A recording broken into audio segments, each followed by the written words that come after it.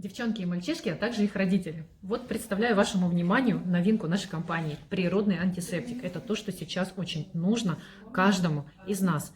Этот природный антисептик состоит из экстракта пихты, ели, вереска, прополиса, коллоидное серебро здесь есть. Защита действует 2 часа на коже и до 8 часов на одежде.